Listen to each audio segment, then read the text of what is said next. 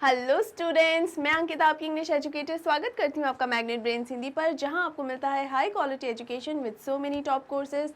चाहे UP board हो, MP board हो, बिहार बोर्ड हो या फिर सीबीएसई बोर्ड हो, क्लास 7 से क्लास 12 तक के लिए ये सभी कोर्सेज अवेलेबल हैं एकदम फ्री ऑफ कॉस्ट, यानी आपको इसके लिए कुछ भी पे नहीं करना है। इसके अलावा स्टूडेंट्स, अगर आपको ई बुक्स या ई नोट्स चाहिए तो उनके लिंक्स आपको दिए गए हैं डिस्क्रिप्शन बॉक्स में। जैसे ही आप उन लिंक्स पर क्लिक करेंगे, आपको इन ई बुक्स और ई नोट्स से रिलेटेड सारी इन्फॉर्मेशन ईजिली मिल जाएगी। अब स्टूडेंट्स, हम बढ़ते हैं हमारे आज के टॉपिक पे, जो कि है हमारे पार्ट्स ऑफ स्पीच का टॉपिक वर्ब। और आज हम कवर करेंगे वर्ब का पार्ट 1। स्टूडेंट्स, वर्ब जो होती है क्या है? क्रिया है। अब इसके बारे में इस वीडियो के अंदर पूरा अच्छे से तो जानेंगे ही। उसके पहले मैं आपको फिर से एक बार ये बता दूं कि ये ग्रामर की जो सीरीज़ हमने स्टार्ट की है, जिसमें अभी हम पार्ट्स ऑफ स्पीच कवर कर रहे हैं, आप ये बेसिक से मैं पढ़ा रही हूँ, तो आप इसे एकदम पूरा बिना स्किप किए देखिए, ताकि आपको रूट लेवल से जो है हमारी ग्रामर अच्छे से समझ में आ जाए। बेसिक लेवल जो है एकदम वो अच्छे से समझ में आ जाए। ये कोई भी क्लास स्पेसिफिक या बोर्ड स्पेसिफिक नहीं है, यानी आप चाहे किसी भी क्लास में हैं, क्लास 7 से क्लास 12 तक किसी भी क्लास में हैं, आपके लिए रेलेवेंट है। आप किसी भी बोर्ड से हैं, यूपी, एमपी, बिहार, झारखंड, राजस्थान, आप किसी भी स्टेट बोर्ड से हैं, किसी भी सेंट्रल बोर्ड से हैं, कोई भी फ़र्क नहीं पड़ता। आप किसी भी बोर्ड से हैं, ग्रामर के रूल्स बोर्ड के अनुसार चेंज नहीं होते, तो आप सभी स्टूडेंट्स के लिए ये रेलेवेंट है। ऑलराइट, चलिए अब बढ़ते हैं हम हमारे वीडियो पे। स्टार्ट करते हैं और वर्ब से स्टार्ट करेंगे, और वर्ब का मतलब होता है क्रिया या एक्शन। तो स्टूडेंट्स, सबसे पहले हम जानते हैं कि जो वर्ब है उसका यूसेज किस तरीके से होता है और किस प्रकार हमारे सेंटेंसेस को फ्रेम करने में वर्ब की ज़रूरत पड़ती है। देखिए, वर्ब क्या है, मैंने आपको कई बार ये बताया है। पहले भी हमने कई बार जितने भी लाइव सेशंस किए हैं, या पहले भी जो मैंने वीडियोस बनाए हैं ग्रामर से रिलेटेड, उसमें मैंने कई बार आपके साथ सब्जेक्ट, ऑब्जेक्ट, वर्ब इनकी बात की है। और जो ये एक फॉर्मूला मैंने बताया है सब्जेक्ट, वर्ब, ऑब्जेक्ट की, इसको हमेशा याद ही रखिए, ये बहुत ज़रूरी है। सेंटेंस स्ट्रक्चर जो होता है इंग्लिश में, वो सेंटेंस स्ट्रक्चर इसी फॉर्मूला पे बेस्ड होता है, राइट। तो अगर हमें इसको आगे पीछे भी किसी वजह से करना है, जो कई बार होता है, जैसे इंटेरोगेटिव क्वेश्चन है, तो उसमें जैसे वर्ब यानी हेल्पिंग वर्ब जो है वो सब्जेक्ट से पहले आ जाती है, तो जहाँ भी आगे पीछे करना होता है तो हमने टेंसेज में ये बहुत अच्छे से पढ़ा हुआ है, राइट। अब वो तो जो हमने पढ़ा हुआ है, आप में से बहुत सारे स्टूडेंट्स ऐसे होंगे जिसने उस वीडियो को अच्छे से देखा है, शायद बहुत से स्टूडेंट्स हैं जिन्होंने शायद नहीं भी देखा होगा यहाँ पर। लेकिन आप एक बेसिक से एक चीज़ समझिए कि जब भी हम कोई सेंटेंस बनाते हैं तो वो किस पर आधारित होती है? इस फॉर्मूला पे आधारित होता है वो सेंटेंस, ठीक है। सबसे पहले सब्जेक्ट आता है, उसके बाद वर्ब आता है, उसके बाद ऑब्जेक्ट आता है।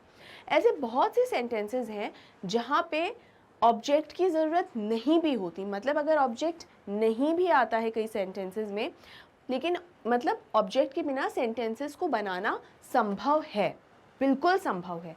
लेकिन सब्जेक्ट और वर्ब के बिना किसी भी सेंटेंस को बनाना संभव है ही नहीं, चाहिए। और उसमें भी सबसे ज़्यादा ज़रूरी कौन है? हमारा वर्ब, ठीक है। तो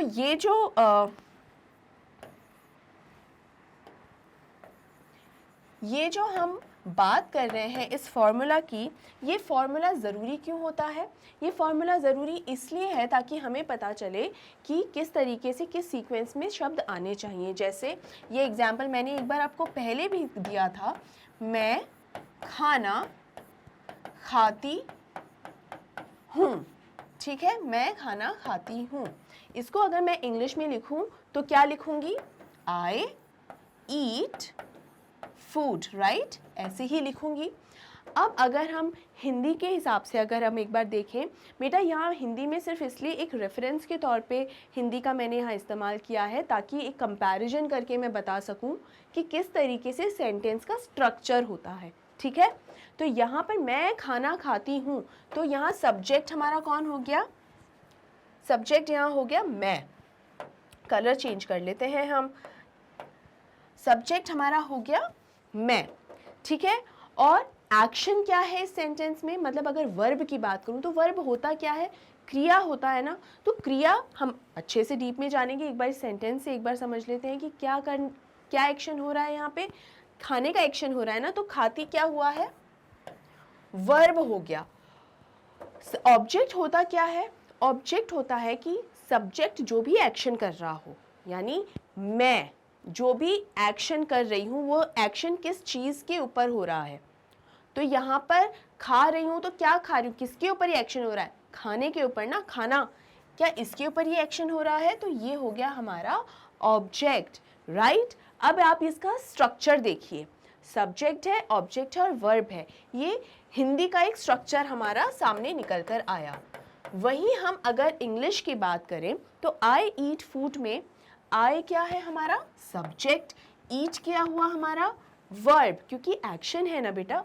और फूड क्या है हमारा? ऑब्जेक्ट। जो खाया, ये जो एक्शन किया किसके ऊपर किया? फूड के ऊपर। तो क्या हमारा फॉर्मूला निकल के आया? Subject, verb, object.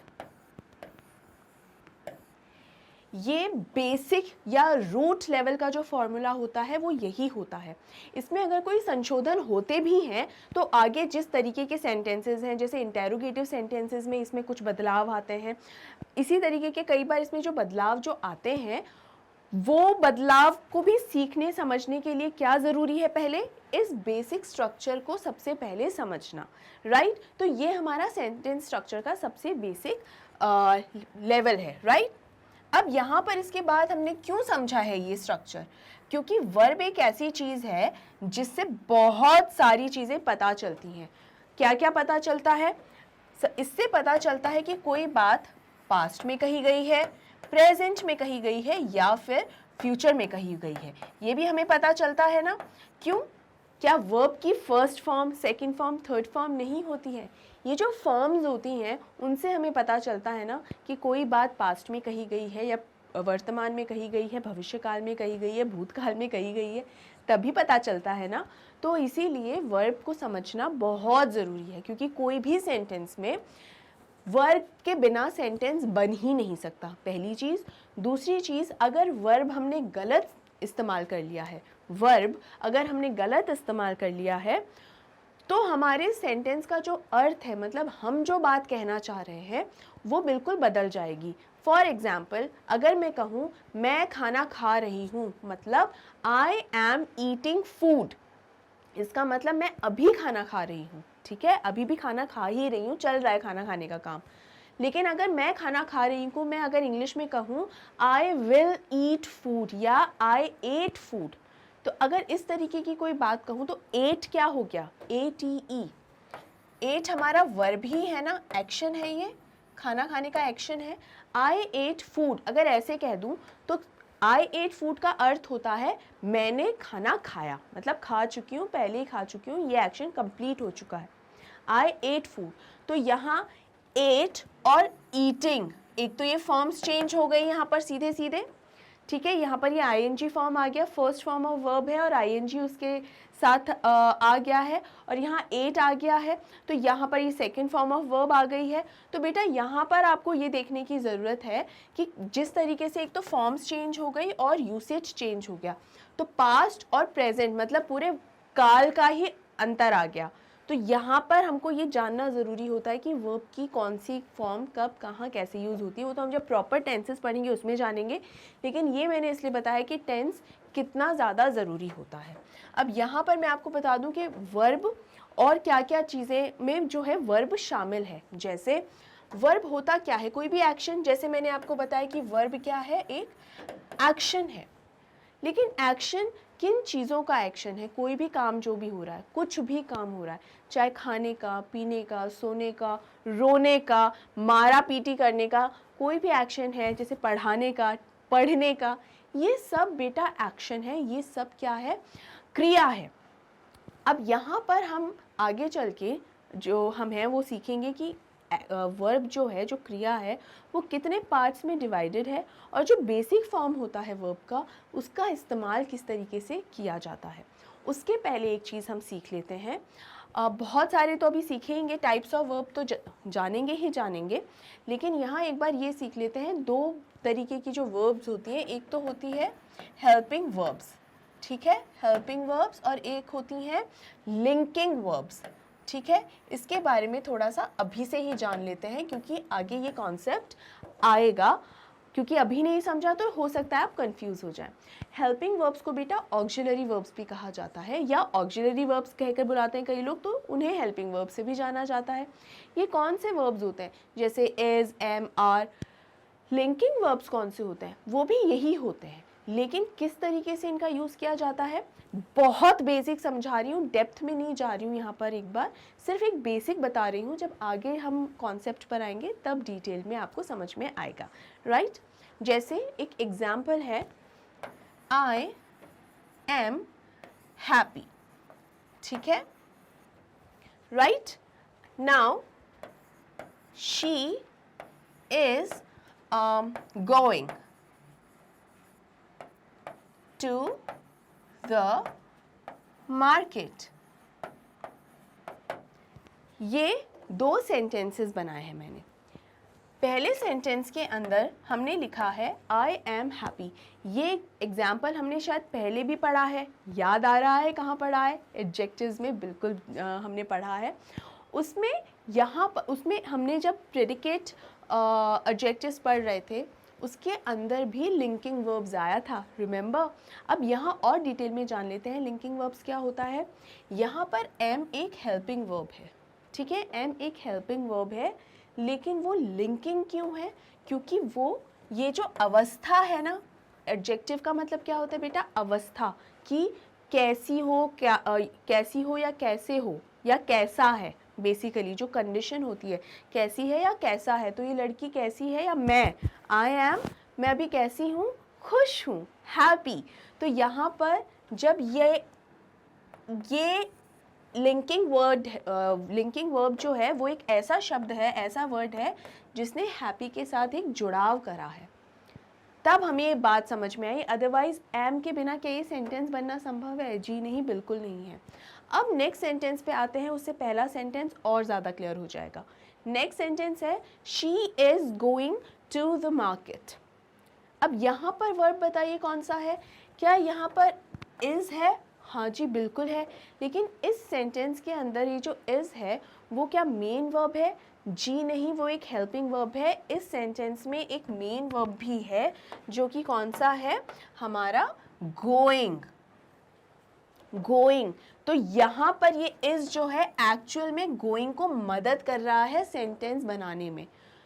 वो सेंटेंस जिसके अंदर एक मेन वर्ब हो और वो मेन वर्ब के सहारे के रूप में जब इज, एम, आर वाले शब्द आते हैं या बी वाले शब्द आते हैं तो उसे हेल्पिंग वर्ब कहा जाता है।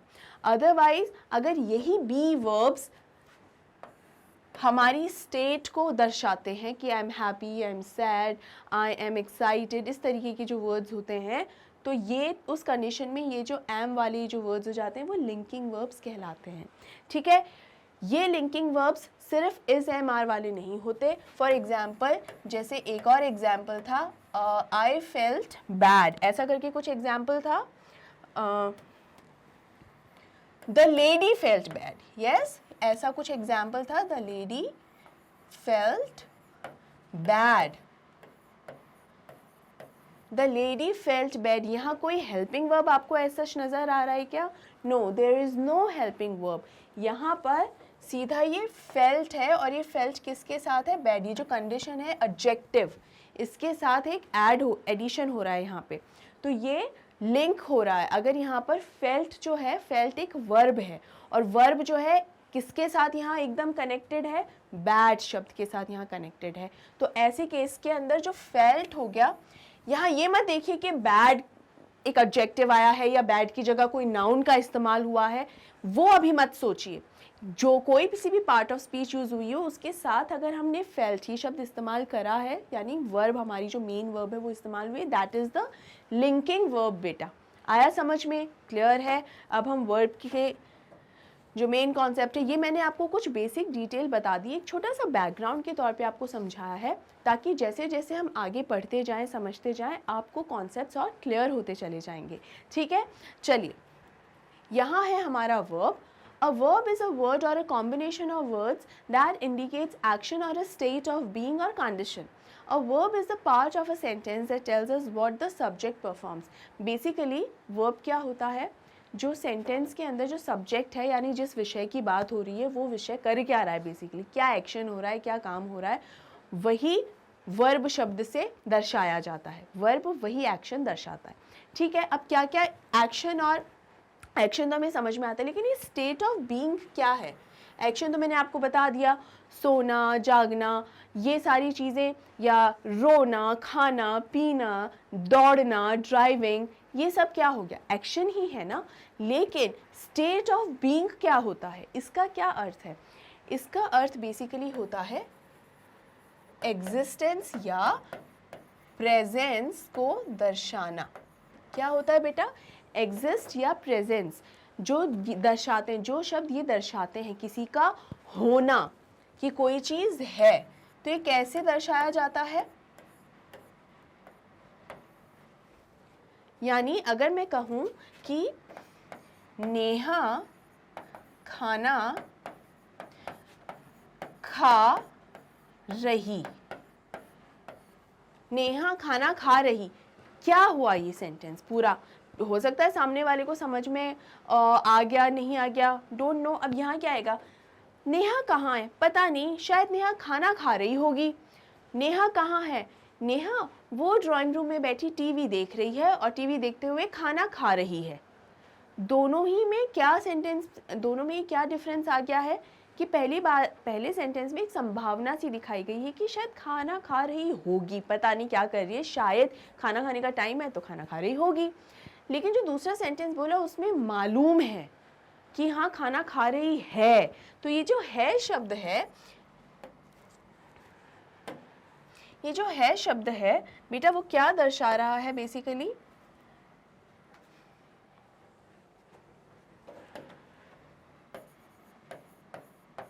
ये जो है शब्द है बेसिकली क्या दर्शा रहा है?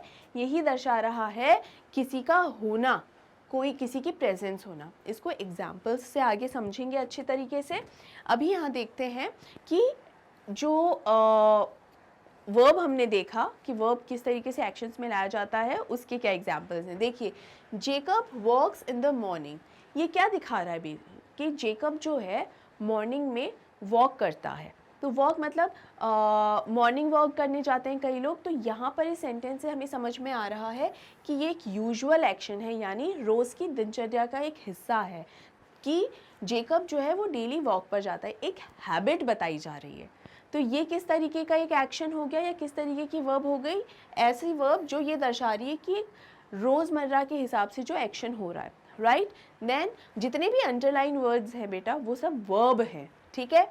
Mike is going to school, मतलब Mike is going to school माने अभी माइक क्या कर रहा है? तो माइक अभी स्कूल जा रहा है, वो उस प्रोसेस में है, स्कूल जाने की प्रोसेस में है।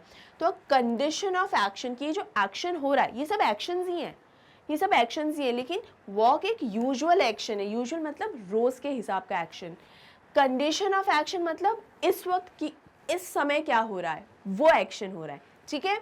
Albert does not like to walk, तो ये एक नेगेटिव एक्शन है, ये भी एक हैबिट के तौर पे मान सकते हैं हम, लेकिन नेगेटिव वे में। जैसे यहाँ पर एल्बर्ट लाइक्स टू वॉक का मतलब है कि उसे पसंद है, यानी ये उसकी एक चॉइस है, उसकी एक पसंद, लाइकिंग है बेसिकली, कि उसको पसंद है। तो ये पसंदीदा चीज़ जो हो गई ना कि मुझे एक चीज़ पसंद है, वो तो पॉजिटिव है, लेकिन यहाँ पर पसंद नहीं है, तो एक्शन क्या हुआ है, लाइक का। और डज नॉट यहाँ क्या बता रहा है, नेगेटिव, ये भी एक्शन है और नेगेटिव एक्शन दर्शा रहा है। Then comes Anna is a good girl, यानी एना जो है वो एक अच्छी लड़की है। एना अच्छी लड़की, ये कुछ नहीं होता, एना एक अच्छी लड़की है, मतलब वो जिस तरीके से है, उसकी जो प्रेजेंस जिस तरीके की है वो बताया जा रहा है कि उस पर क्या ध्यान दिया है, स्टेट ऑफ बीइंग, यानी प्रेजेंस किस तरह से है, उसकी मौजूदगी, उसका जो होना वो किस तरह से। राइट स्टूडेंट्स, क्लियर है? आगे बढ़े। अब सबसे पहले आता है हमारा ऑक्सिलरी वर्ब्स। ऑक्सिलरी वर्ब्स क्या होते हैं? जैसे मैंने आपको बताया, हेल्पिंग वर्ब्स भी होते हैं ये, मतलब हेल्पिंग वर्ब्स ही होते हैं, मतलब कहने का मतलब है कि हेल्पिंग वर्ब्स भी कहा जाता है इन्हें, ठीक है। Auxiliary verbs are also called helping verbs.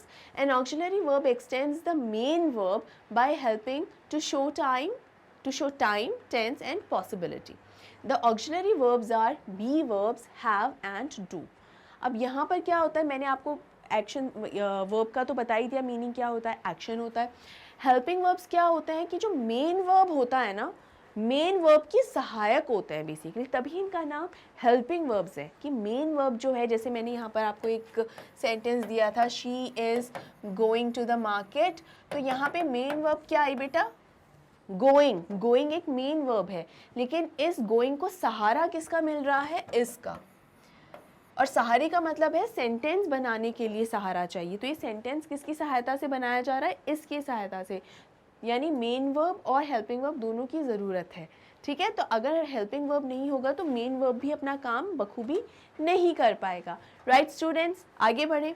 अब देखिए यहाँ पर ये जो होते हैं, अच्छा हाँ, इसी की वजह से हम समय बेसिकली काल, टेंसेस या पॉसिबिलिटी हम ये जो देख रहे हैं, इसको हम एक शब्द में ये बोल सकते हैं कि बेसिकली कौन से टेंस में कोई चीज़ हो रही है, कि पास्ट, प्रेजेंट या फ्यूचर, कहाँ ये चीज़ हो रही है और क्या संभावना है उसकी.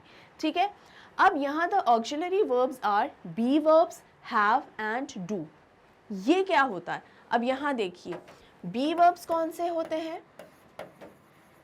बी वर्ब्स बेसिकली होते हैं इज, एम, आर, वॉज, वर, और क्या होता है, बीन.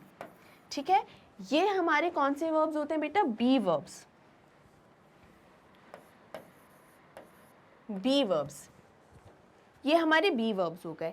हैव वाले वर्ब्स कौन से होते हैं, हैव वाले कौन से होते हैं, हैव के होते हैं जैसे हैज हो गया, हैड हो गया, उसके अलावा हैव तो है ही है ना. तो हैव, हैज, हैड, ये वाले कौन से वर्ब्स हो जाते हैं, ये भी तो वर्ब्स में ही आते हैं ना, हेल्पिंग वर्ब्स हैं लेकिन वर्ब्स में ही आते हैं ना. ये कौन से हो गए, हैव वाले वर्ब्स. तीसरा कौन सा होता है, डू.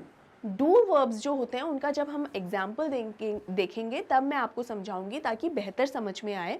लेकिन इस्तेमाल अलग अलग तरीक़ों से होता है, और पॉजिटिव में भी होता है, नेगेटिव सेंटेंस में भी होता है, और इंटेरोगेटिव यानी जो प्रश्नवाचक सेंटेंसेस या वाक्य होते हैं उनमें भी होता है. ठीक है, आगे बढ़ते हैं. आई होप आपको यहाँ तक ये अच्छे से समझ में आ गया है. स्टूडेंट्स, ये वाला जो इन्फॉर्मेशन आपको मैंने दी है, इसका मैं एक छोटा सा चार्ट बनाकर भी आपको इस इस वीडियो के डिस्क्रिप्शन बॉक्स में PDF बना के दे दूँगी. राइट, चलिए आगे बढ़ते हैं. They are use in the continuous और प्रोग्रेसिव एंड परफेक्ट टेंसेज. मतलब कंटिन्यूस टेंसेज को हम प्रोग्रेसिव भी बोलते हैं ना, मैंने सिखाया हुआ है आपको. अगर आपको याद नहीं है या आपने जहाँ मैंने इसको सिखाया था वो वीडियो या लाइव सेशन नहीं देखा है तो अभी सीख लीजिए कि जो कंटिन्यूस टेंसेज होते हैं उनको हम प्रोग्रेसिव टेंसेज भी बोलते हैं. स्टूडेंट्स, जैसे प्रेजेंट कंटिन्यूस टेंस है तो उसको हम प्रेजेंट प्रोग्रेसिव टेंस भी बोल सकते हैं. ठीक है, उसी तरीके से जो प्रेजेंट सिंपल टेंस होता है उसको प्रेजेंट इंडेफिनिट टेंस भी बोल सकते हैं. सो ये सिंपल का इनडेफिनिट जो है, सिंपल को इनडेफिनिट भी बोल सकते हैं. ठीक है, अलग अलग नामों से इन्हें पुकारा जाता है. आगे बढ़ते हैं. Linking verbs work as main verbs. ये देखिए मैंने आपको एक छोटा सा बैकग्राउंड दिया था लिंकिंग वर्ब्स और हेल्पिंग वर्ब्स का. यहाँ वो बैकग्राउंड काम आएगा. देखिए, linking verbs work as main verbs in the sentence but auxiliary verbs help main verbs. यानी अगर मैं यहाँ पर जैसे मैंने लिखा आई एम हैप्पी, वही एग्जाम्पल है, सेम एग्जाम्पल ही है, और लिखा she is going to the market. ठीक है, तो आगे क्या लिखा है उसका भी हमें ध्यान नहीं देना है. आई एम हैप्पी, तो एम जो है क्या वो एक हेल्पिंग वर्ब है? जी हाँ, एम जो है बिल्कुल हेल्पिंग वर्ब है. स्टूडेंट, अभी जो मैंने आपको जो पूरा एक ग्राफ जो चार्ट सा बनाकर दिया था बी वर्ब्स, उन बी वर्ब्स में एम भी होता है. एंड एज आई प्रॉमिस मैं आपको उसका पूरा प्रॉपर चार्ट बना के PDF में दे दूँगी. आप डिस्क्रिप्शन बॉक्स में इस वीडियो के आपको वो मिल ही जाएगा. ठीक है, मतलब दे दूंगी नहीं, दिया है तो वो आप चेक कर लीजिए. राइट, आई एम हैप्पी और शी इज़ गोइंग. तो यहाँ पर शी एम जो है फर्स्ट सेंटेंस में एम जो है वो एक मेन वर्ब की तरह ही काम कर रहा है. मैंने आपको लिंकिंग वर्ब सिखाया था ना, तो लिंकिंग तो ये है ही, और यही मेन वर्ब हो जाता है इस सेंटेंस का। लेकिन दूसरे सेंटेंस में क्या हो रहा है, ये जो इज है, मेन वर्ब जो है वो है गोइंग। मेन वर्ब कौन सा है हमारा, गोइंग। उसकी सहायता के रूप में है, सहायक के रूप में है। तो मेन वर्ब हमारा कौन सा हो गया, गोइंग, और हेल्पिंग वर्ब के तौर पे क्या आ गया, इज आ गया। ठीक है, यहाँ पर अगर मैं लिख देती, अगर मैं सेम ही एग्जाम्पल दूं कि I am going to the market, देखिए सेम ही एग्जाम्पल के तौर पे अगर मैं आपको समझाऊं, तो फर्स्ट वाले में एम है, दूसरे वाले में भी एम है, लेकिन फर्स्ट वाले में एम मेन वर्ब की तरह काम कर रहा है, और सेकंड वाले में एम किस तरह से काम कर रहा है, एक हेल्पिंग वर्ब की तरह काम कर रहा है, क्योंकि मेन वर्ब तो गोइंग बन गया है। राइट स्टूडेंट्स, क्लियर है, अच्छे से समझ में आया। अब यहाँ हम आगे देख लेते हैं। Do is an auxiliary verb that is used to ask questions, to express negation, to provide emphasis and more. यानी ये जो डू शब्द है वो कई तरीके से इस्तेमाल होता है, जैसे मैंने आपको अभी अभी बताया था। किस किस तरीके से इस्तेमाल होता है, सवाल पूछने के लिए, do you want some tea, do you want some ice cream, तो ये जो क्वेश्चंस हुए उस तरीके से, यानी इंटेरोगेटिव सेंटेंसेस में हम डू का इस्तेमाल करते हैं। एक्सप्रेस निगेशन, यानी तर्क वितर्क की बात जब हम करते हैं उसके अंदर, या डिनायल, बेसिकली जो डिनायल होता है उसके अंदर हम इस्तेमाल करते हैं। बेसिकली अक्सर नेगेटिव सेंटेंसेस के अंदर भी इसका इस्तेमाल किया जाता है। You should not be wasting your time जैसे सेंटेंस है, तो do not waste your time, जो कि हम एग्जाम्पल में भी देखेंगे अभी। Do not waste your time, I do not like this, you know some, इस तरीके के जो सेंटेंसेस होते हैं उनमें डू का इस्तेमाल इस तरह से होता है। उसके बाद है टू प्रोवाइड एम्फेसिस, यानी किसी बात पर ज़्यादा जोर देना। फॉर एग्जाम्पल, अगर मेरे पास पेट डॉग्स हैं, तो एक तो मैं कहूँ येस आई हैव डॉग्स, तो हाँ मेरे पास भी पेट डॉग्स हैं, हाँ। और एक मैं कहूँ yes I do have dogs, कि हाँ मेरे पास भी डॉग्स हैं।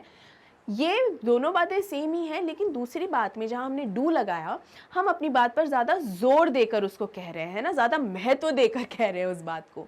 ये ही अंतर है। इसके अलावा भी और बहुत सारे तरीके हैं इसको इस्तेमाल करने के लिए। ठीक है, तो ये हम अभी एग्जाम्पल देख लेते हैं और तब आपको और भी अच्छे से समझ में आ जाएगा। तो स्टूडेंट्स, ये हैं कुछ एग्जाम्पल्स।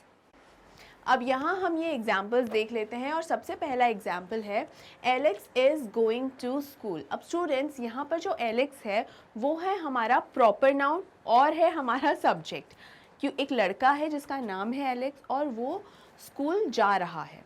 यहाँ पर हमने इस क्यों लगाया, क्योंकि इस जो है वो हमारा हेल्पिंग वर्ब है, वो तो सही है, लेकिन उसके अलावा हेल्पिंग वर्ब जो है कौन सा है, सिंगुलर।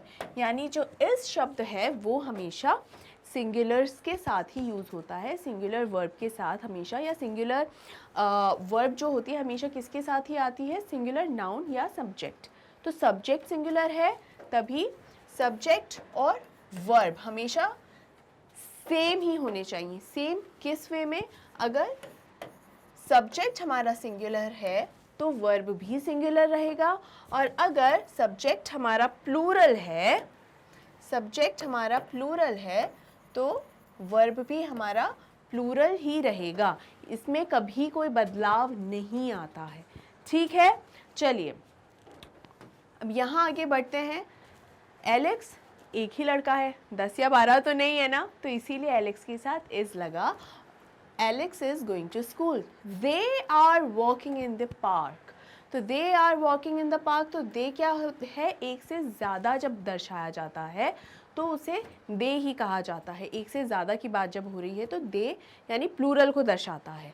They are, वे लोग जो हैं, वे लोग वो कहाँ, पार्क में वॉक कर रहे हैं।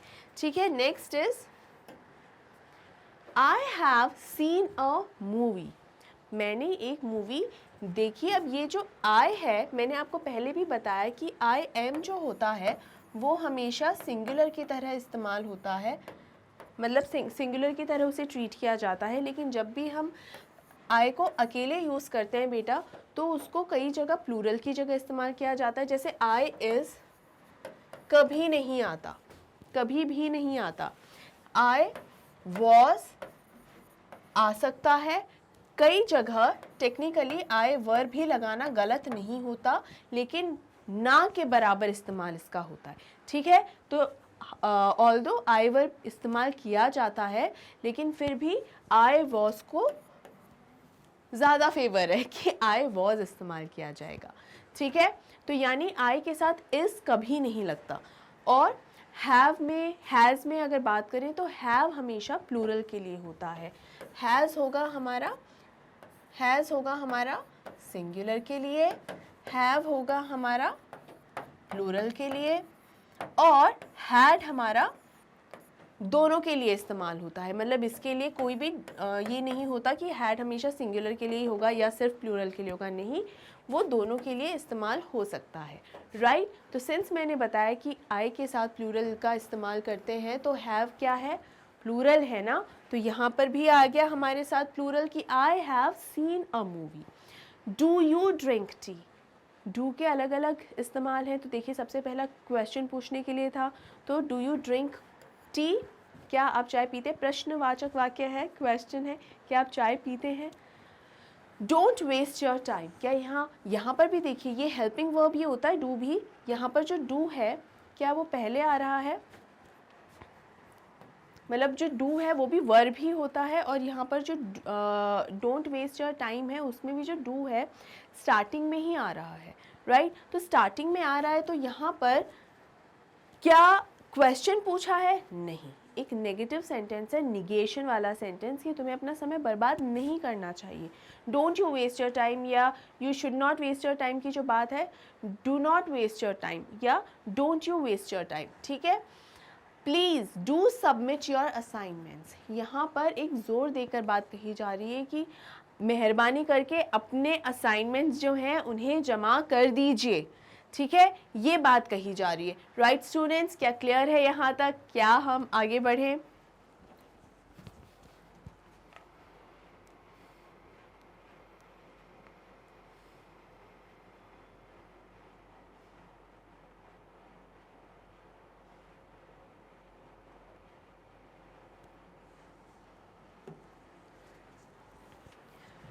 इस सेंटेंस में असाइनमेंट सबमिट करने वाली जो बात है उस पर जोर दिया जा रहा है। यानी अगर मैं इस बात को सिर्फ इतना सा कहती कि प्लीज़ सबमिट योर असाइनमेंट, तो क्या गलत होता क्या, जी नहीं, बिल्कुल भी नहीं। लेकिन हम यहाँ पर इस बात पर जोर दे रहे हैं कि मेहरबानी करके जो है अपने जो असाइनमेंट्स हैं उसे जमा करवा दीजिए। तो ये एक इस बात पर जोर देकर कहा जा रहा है, इसलिए हमने यहाँ पर डू लगा दिया। डू नहीं लगाते सेंटेंस का स्ट्रक्चर बिल्कुल गलत नहीं होता, प्लीज़ सबमिट योर असाइनमेंट्स। लेकिन हम कोई बात किस तरह से कहना चाह रहे हैं, किस तरीके से पेश करना चाह रहे हैं, तब हम उस केस में डू लगाएंगे, राइट स्टूडेंट्स। क्लियर है, आगे बढ़े। अब हम आ गए हमारे मोडाल वर्ब्स पे। नो, बहुत लोग इसे मोडाल कहकर बुलाते हैं, but that's a complete wrong pronunciation, completely wrong. ये होता है मॉडल्स, मॉडल भी नहीं होता, मॉडल्स, ठीक है। और यहाँ पर जो सबसे बेसिक मिस्टेक स्टूडेंट्स करते हैं वो क्या करते हैं, यहाँ इस एक ही जगह ई लगा देते हैं। नहीं बेटा, कभी भी ई नहीं लगाना होता, वो वाले मॉडल्स जो है वो अलग होते हैं। MODEL वाले जो मॉडल होता है वो एक तरीके से हम कह सकते हैं नमूना। अब नमूना शब्द जो है कई जगह कई स्लैंग लैंग्वेजेस के अंदर बहुत ही नेगेटिवली यूज़ किया जाता है, but no, it is not a negative word at all. नमूने का अर्थ बेसिकली क्या होता है, एक तरीके से जैसे सैम्पल हो गया, जैसे हमने कोई बिल्डिंग बनानी है उसके पहले उस बिल्डिंग का एक नमूना बनाएंगे, राइट। तो it is very it's something very important, right. कुछ लोग हैं मॉडलिंग वर्ल्ड में है तो वो भी मॉडल्स होते हैं, बहुत अच्छा एक प्रोफेशन है, राइट। सो ये अलग मॉडल है और ये हमारे अलग मॉडल्स हैं। कौन कौन से होते हैं, देखिए शब्द तो कौन कौन से हैं ये तो मैंने लिखे हुए हैं, लेकिन होता क्या है, a modal verb is a kind of auxiliary verb. एक प्रकार के ये भी ऑक्सिलरी वर्ब या हेल्पिंग वर्ब्स ही होते हैं, क्योंकि ये भी सेंटेंस बनाने में आपकी सहायता करते हैं, लेकिन इनका जो रूप है थोड़ा अलग होता है। किस तरीके से अलग होता है, क्योंकि ये क्या दर्शाते हैं, देखिए, it assist the main verb to indicate, ये भी मेन वर्ब को ही असिस्ट करते हैं, मतलब मेन वर्ब की ही सहायता करते हैं, लेकिन क्या दर्शाने के लिए, possibility, potentiality, ability, permission, expectation and obligation.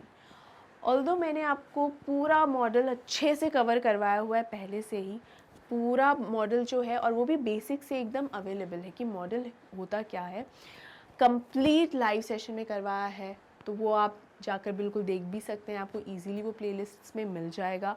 लेकिन यहाँ पर भी समझ लीजिए कि मॉडल क्या क्या है, क्योंकि यही नहीं समझेंगे तो फिर आगे का कैसे समझ में आएगा, राइट। यहाँ पर कोई भी चीज़ की संभावना, या किसी चीज़ में या किसी व्यक्ति में कितनी क्षमता है, ठीक है, किसी से इजाज़त मांगना या किसी को इजाज़त देना, आज्ञा मांगना, आज्ञा देना, या किसी से कुछ पूछना, आदर सहित पूछना, या बहुत ही फ्रैंक तरीके से पूछना, ये सारी चीज़ें जो होती हैं वो मॉडल्स में ही आती हैं। और ये सारी तरीक़ों से जब हम सेंटेंसेस बनाते हैं, हमें कैसे पता चलेगा कि हम बहुत ही कैजुअल तरीके से बोल रहे हैं, या बहुत ही आदर भाव और बहुत ही शिष्टाचार के हिसाब से, या फॉर्मल तरीके से बात कर रहे हैं, या औपचारिकता दर्शा रहे हैं। जैसे ये एग्जाम्पल एक बार मैंने पहले भी आपको दिया है, उससे मिलता जुलता एग्जाम्पल ही देती हूँ कि आपके घर में मेहमान आए, तो उन मेहमानों से अगर आप कहते हैं, और भाई कैसे हो, सब बढ़िया चल रहा है, ये सेंटेंस कहेंगे, और दूसरा सेंटेंस है आइए आइए, नमस्कार, पधारिए, कैसे हैं आप। दोनों में ही स्वागत हो रहा है, लेकिन दोनों सेंटेंसेस का बोलने का जो तरीका है, उससे हमें समझ में आ जाता है कि जो पहले वाले गेस्ट हैं ना, आप उनसे ज़्यादा क्लोज़ हैं और शायद वो आपके बहुत अच्छे फ्रेंड्स हैं, लेकिन दूसरे वालों के साथ थोड़ा सा फॉर्मल एक रिलेशन है, या तो वो आपसे बड़े होंगे, या आपके हो सकता है ऑफिस के भी कुछ कलीग्स हो सकते हैं, राइट, जिनके साथ आप फॉर्मल ज़्यादा रहते हो, right students. So it is very important कि हम हमारे सेंटेंसेस को जो फ्रेम करते हैं, वर्ड्स उसमें कौन से यूज़ करते हैं। अब मैं बोलूँ गिव मी सम वाटर, मुझे थोड़ा पानी देना, मतलब मैं बहुत कैजुअली बोलती हूँ, ठीक है। I would like to have some water please, मतलब मैं कुछ पानी लेना चाहूँगी प्लीज़।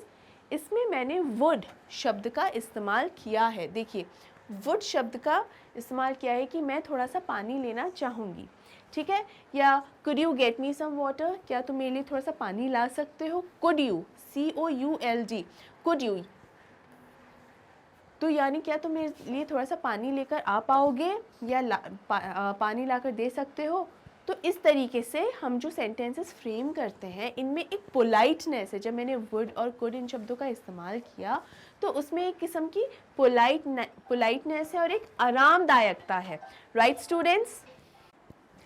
अब हम स्टूडेंट्स यहाँ पर देख लेते हैं एग्जाम्पल्स कि इनका इस्तेमाल किस तरीके से हुआ है। और मैं आपको ये भी बता देती हूँ कि जिस तरीके का मॉडल वर्ब हम यूज़ करते हैं, या एक बार मॉडल वर्ब मानकर ना चले, सिर्फ मॉडल माने, तो जिस तरीके का मॉडल इस्तेमाल करते हैं वो सेंटेंस की वही श्रेणी हो जाती है बेसिकली। कैसे, यू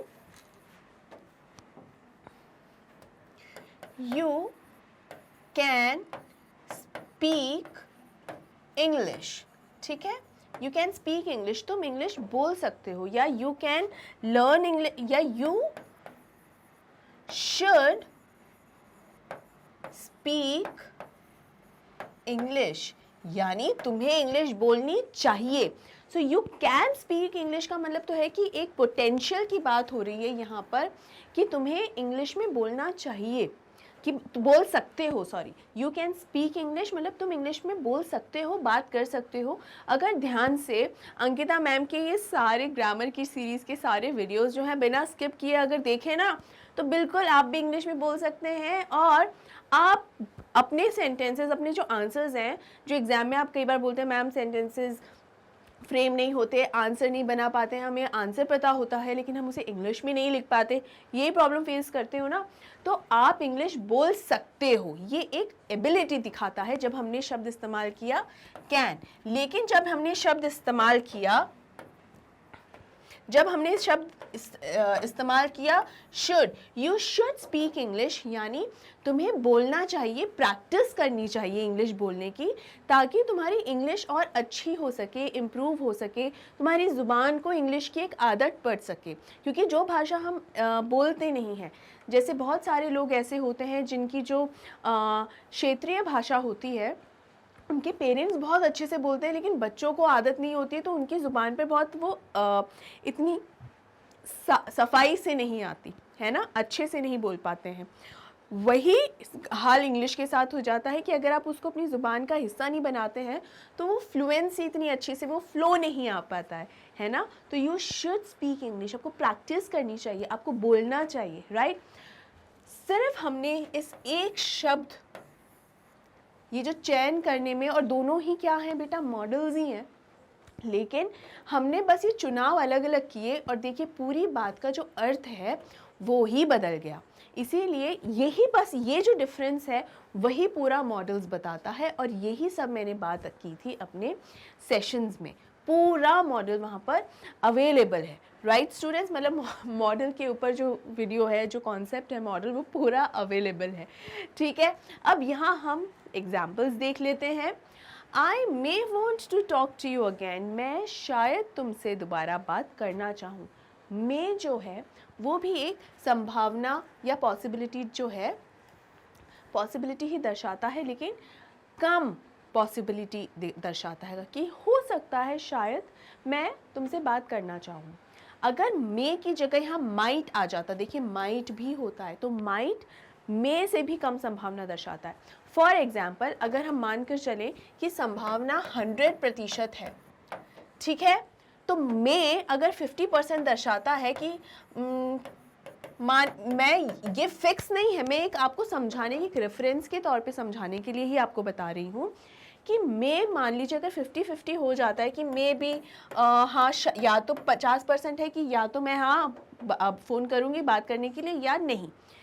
लेकिन जब माइट का इस्तेमाल अगर हम करेंगे तो ये संभावना और कम हो जाती है, ये संभावना और भी कम हो जाती है, और क्या हो जाता है 20-80%, यानी और कम संभावना हो जाती है। अब आप ये कभी मानकर मत चलना कि ये किलो के हिसाब से या परसेंट के हिसाब से मानकर मत चलना, ये सिर्फ आपको समझाने का एक तरीका है कि और कम हो जाती है, पॉसिबिलिटी जो है और कम हो जाती है जब हम माइट का इस्तेमाल करते हैं। तो इसको एक लेवल पर समझते हैं, माइट और मे, ठीक है। तो यहाँ मे इस्तेमाल हुआ, अगर यहाँ माइट इस्तेमाल होता तो शायद पॉसिबिलिटी और कम होती, ठीक है। They must play their best game to win, यानी यहाँ पर ये मस्ट है, यहाँ पर शायद कोई दूसरा मॉडल का आना उतना संभव नहीं हो पाएगा, उतना अप्रोप्रिएट नहीं रहेगा। यूज़ करने को तो कर सकते हैं लेकिन वो अप्रोप्रिएटनेस नहीं रहती है बेटा, है ना। तो इसमें देखिए, अगर हमें बेस्ट गेम खेलना है और अगर जीतना है तो हमें हमारा बेस्ट ही देना पड़ेगा, हमें अच्छे से अच्छा ही खेलना पड़ेगा। ऑब्वियसली ऐसा तो नहीं होगा ना कि अगर हमें ये गेम जीतना ही जीतना है तो हमें ठीक ठाक काम करना होगा, ऐसे तो नहीं बोल सकते ना। अगर बेस्ट रिजल्ट चाहिए तो बेस्ट मेहनत करनी ही होगी। तो यहाँ पर बेस्ट गेम टू विन, तो यहाँ मस्ट ही आएगा कि और कोई चॉइस नहीं है, you have to play it, you must play the best game to win. तो यहाँ मस्ट का मतलब है 100% कि खेलना ही पड़ेगा तभी जीतना संभव है, right students. Next is she should call him. इसका अर्थ क्या है? शी शुड कॉल हिम, उसे फ़ोन करना चाहिए। मतलब एक लड़की के बारे में कहा जा रहा है कि उस लड़की को उससे बात करनी चाहिए। मतलब एक लड़की को किसी लड़के से फ़ोन पे बात करनी है तो ये कि उसे कर लेनी चाहिए, उससे बात ना शायद कर लेनी चाहिए। काफ़ी टाइम हो गया बातचीत नहीं हो रही है, पता नहीं किस बात की नाराज़गी है, तो बात कर लेनी चाहिए। यहीं पर अगर शुड की बजाय शी कुड कॉल हिम, तो शी कुड कॉल हिम, वो उससे बात कर सकती थी लेकिन नहीं की, पता नहीं क्यों, ये मीनिंग निकल जाता है। तो शी कुड कॉल हिम, या यहाँ पर अगर कुड की जगह या वुड लिखा होता, लेट्स से कि वुड अगर लिखा होता तो उसका क्या मतलब निकल जाता, शी वुड कॉल हिम। हाँ, चिंता मत करो, हमें पता है उनकी बात नहीं हुई, but she would call him, वो उसे फ़ोन करेगी। She would call him may be in the evening या टुमारो मॉर्निंग, कभी भी, but she would call him. तो यहाँ देखिए, सेंटेंस मैंने तो आपको बहुत बेसिक से समझा दी, लेकिन हम पूरी जो कॉन्वर्सेशन कर रहे हैं वो कॉन्वर्सेशन कितनी पोलाइट है, कितनी कैजुअल है, वो पूरा किस पर डिपेंड करता है, हमारी चॉइस ऑफ मॉडल पे, कि हम कौन सा मॉडल इस्तेमाल कर रहे हैं, कौन सा शब्द इस्तेमाल कर रहे हैं। पूरी बात का पूरी पोलाइटनेस या कैजुअल वो हमें पता चल जाता है, ठीक है, कि फॉर्मल है या इनफॉर्मल है वो हमें पता चल जाता है, राइट स्टूडेंट्स। आगे बढ़ें। आई विल गो देयर, यानी मतलब बेसिकली मैं वहाँ जाऊँगी, जाऊँगी या जाऊँगा, आई विल गो देयर। यहाँ पर एक जो चीज़ है वो ये है कि विल भी यहाँ पर क्या है, एक एक्शन को ही बता रहा है, मतलब एक्शन को सपोर्ट कर रहा है ना। आई विल में हमको क्या बारे में बता रहा है, हमको ये वर्ब्स से पता क्या चल रहा है। ये मैं वहाँ जाऊँगी तो पता चल गया हमें, हमने ये चारों पांचों एग्जाम्पल्स हैं वो भी सॉल्व कर लिए। यहाँ पर मॉडल्स का वर्ब के लिए क्या उपयोग हुआ, लेकिन एक तो ये बताया कि जो एक्शन है वो किस तरीके का एक्शन है। क्या पता चला, एक्शन है कि वो किस तरीके का एक्शन है, पोलाइट है, कैजुअल है, इसको फॉर्मल और इनफॉर्मल में भी हम बोल सकते हैं, फॉर्मल है या इनफॉर्मल है, ठीक है। ये हमको एक तो पता चलता है यूसेज ऑफ मॉडल, कि कौन सा मॉडल वर्ब या शब्द जो है इस्तेमाल किया है, उससे हमें एक तो ये पता चलता है कि जो एक्शन है वो किस तरीके का है, ठीक है। एक तो ये, एक हमें क्या पता चलता है बेटा, in most of the cases we learn about the tenses, कि कौन से टेंस में है, ठीक है। मतलब हमें ये भी पता चल जाता है कि भूतकाल, भविष्यकाल, वर्तमान काल को भी बताने में कई बार ये, कई बार नहीं मतलब ये हेल्प करता है, ठीक है।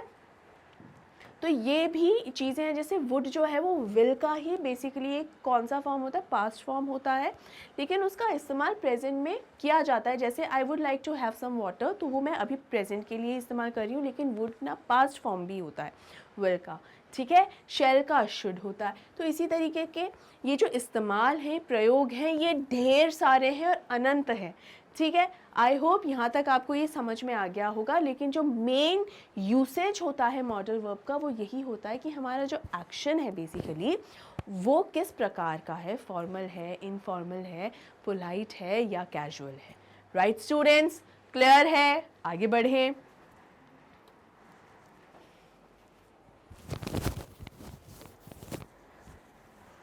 अब स्टूडेंट्स नेक्स्ट हम आ गए हैं हमारे एक्शन वर्ब्स पे, और ये एक्शन वर्ब्स कौन से होते हैं, जो हमारे सेंटेंस के मेन वर्ब्स होते हैं।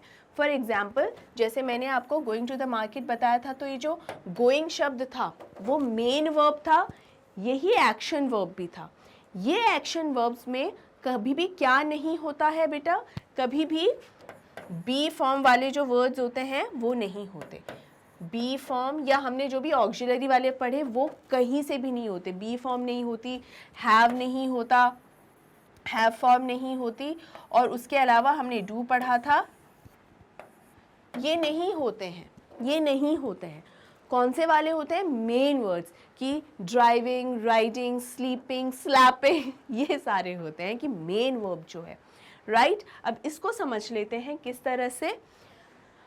Action verbs indicate what the subject of the sentence performs, मतलब बेसिकली सेंटेंस का जो सब्जेक्ट है वो क्या परफॉर्म कर रहा है, क्या काम कर रहा है, बेसिकली क्या कर रहा है वो जो है। अब जैसे इज एम आर वाले हैं तो वो इज एम आर तो एग्जिस्टेंस दिखा देते हैं कि है या था, लेकिन वो ये थोड़ी बताते हैं कि क्या कर रहा है, ये नहीं बताते ना। जैसे अगर मैं ये बताऊं दैट शी इज़, तो यहाँ पर सिर्फ शी इज़ अगर लिखूँ तो कुछ समझ में आ रहा है क्या इससे कि भाई क्या क्या शी इज़, क्या she is dancing, she is singing, कर क्या रही है वो थोड़ी पता चलता है सिर्फ इस शी इज़ से।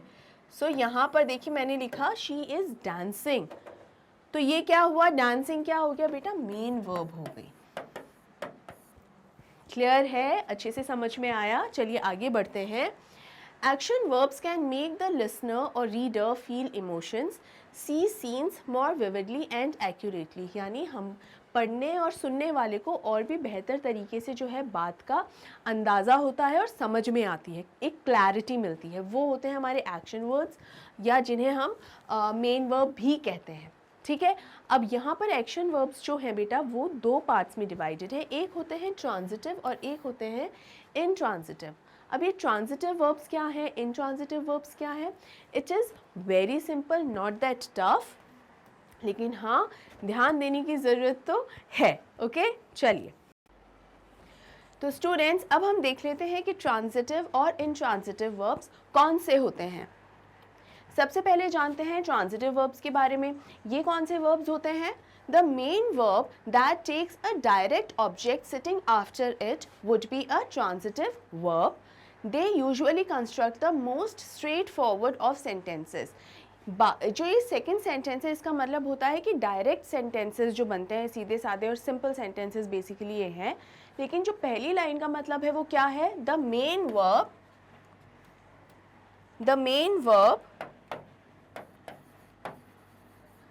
that takes a direct object sitting after, यानी इसके बाद जो हमारी जो मेन वर्ब होती है उसके बाद एक ऑब्जेक्ट आना चाहिए basically.